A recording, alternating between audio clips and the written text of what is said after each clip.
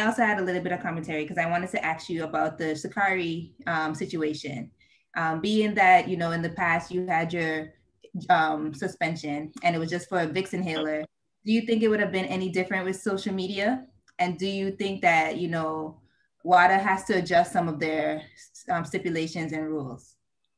Yeah, I mean, I think with social media, it probably been different. I probably wasn't even on social media like that back in 2006. 2006, and it was something so. Yes, sir. You're right. Not Instagram and things. That was it. So I mean, it might have been different, you know what I mean? But when you look at what it was and the severity of the suspension, it didn't really make sense. And I also lost my contract with Adidas for something simple like that, you know what I mean?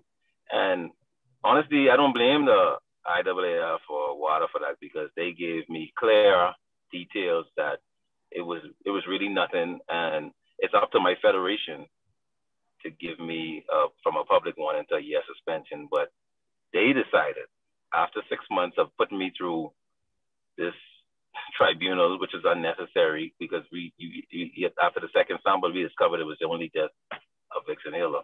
But they decided they wanted to teach me a lesson. And they suspended me for 6 months, which in now the 6 months was almost up by the time as I did my tribunal. So they tried to say, oh, it was a slap on the wrist. So they put me through that, and knowing that because in my tribunal I stated that, you know, okay, I made a mistake. It was a Vicks inhaler, something I grew up using. It's not a performance enhancement. So if I'm telling y'all now, if I get a day suspension, I'm going to lose my contract. And they politely told me in the tribunal, one of the guys there told me, he said, well, I can promise you that you're going to keep your contract, but you should have known better. So right there and then I knew I was going to get suspended. And I lost my contract with Adidas. Yeah. You know? So just imagine if you were able to share that type of story on a platform as big as you have now. Yeah, I know. I mean, I talked about it all the time, and during that time, that people don't understand what that did for me. You know what I mean? What that did to me, because I was in complete devastation. I was suicidal. I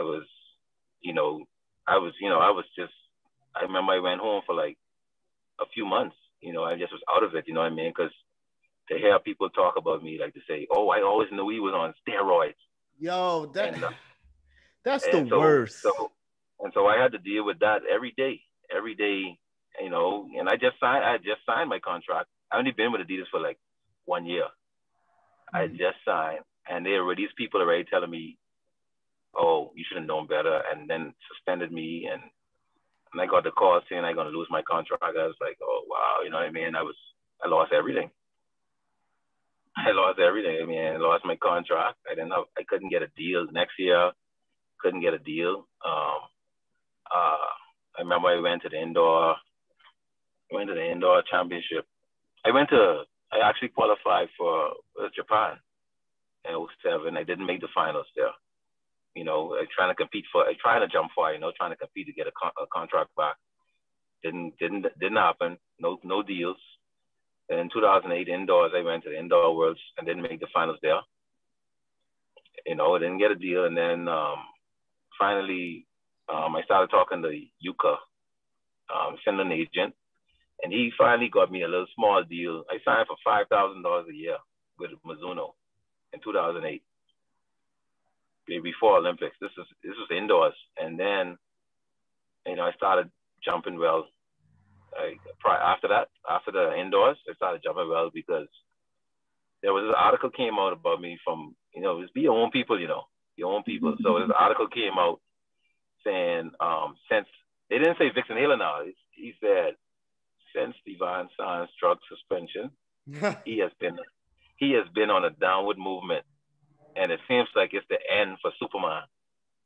Lord. And so I read that article, man. I was home, and I went to my parents' room. It was late one night, and I started, and I was telling my dad, I don't understand why I trying to make a comeback. Just 2 years later, and they still bringing this up like I was on some steroids or something. I cried.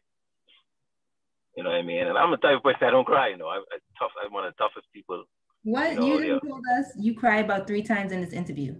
I know, but they tough things they've been through though. Yeah, I agree. These were tough. These were tough things. I mean, I've been an athlete from 5 or 6 years old, and to have people say you was on steroids just because you were sick and you used a Vicks inhaler, something that you grew up using, and not thinking to write it down on the sheet on the form, and then for people to say, you know, and then what was the mess up thing about it when they first made the first call and they called my coach, they said methamphetamine. Yeah, of course they did. So at the time I didn't even know what methamphetamine was, right?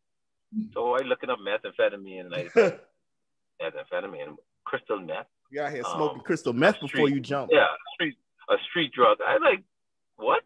So it wasn't until we did the B sample. So my federation, what they did, they went. So after they got the first call, they went and broadcasted it. The president went and talked about it before finding out what it really was. And so all of this I going through. Unmute. You muted yourself. There you go. I'm young, going through this. And, you know, the article, like I say, going back to the article came out saying that this was 2008, as the end of Superman. And that's when I thought about it, and I was like, you know what? I'm not going to let, because of what somebody think, force me into quitting or retiring or whatever. So I started training harder than ever, and I started doing better. I was in a different state of mind at that point because I thinking about what he said, you know what I mean? And I, prior to the Olympics, I started doing some meets in Brazil. You know, there's the first meets, the circuit I could have gotten on, you know, and gone to Brazil, started bouncing, jumped over 17 meters for the first time since 2006. And that's when I started going up. And then I went to Beijing, and I qualified for Beijing. I went to the trials. I must be jumped like 1740 something on my first jump at trials. You know, and I throw sign everywhere. I was throwing sign. I was acting like the fool. I was crazy. Sound like that hate with some motivation, brother. Oh yeah, that was fun. I get up the pit and I was roaring like a lion, throwing sign. I was freaking out. You know, because I've been through so much. You know, I mean, at this point, I was so hurt about the situation because I lost everything for nothing.